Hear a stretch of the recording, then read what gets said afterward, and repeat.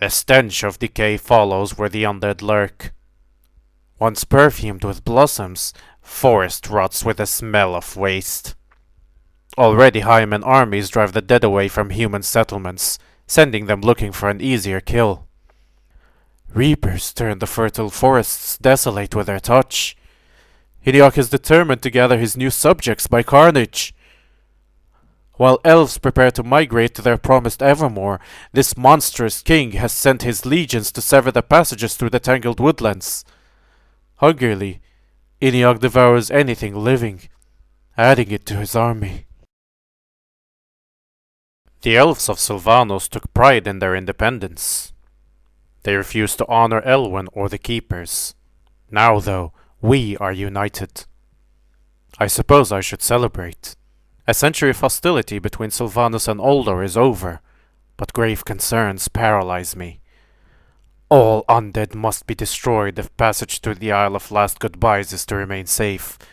But Iniok is not stupid, and unlike the Hymen, he knew the elves and their weaknesses in a time of prosperity.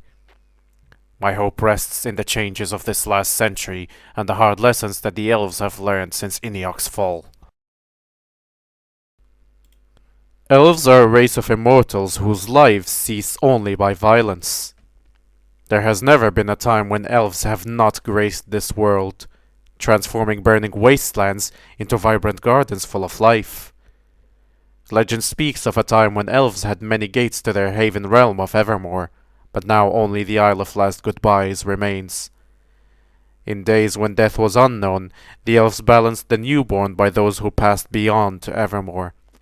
Now Evermore is viewed by many elves as the only hope to survival, in a world soured against its first caretakers. The forests are calm, and the elves have set to healing the skeletal remains of their damaged lands. Hope remains high. Travelers from Uldor arrive daily, met by smiles and warm food.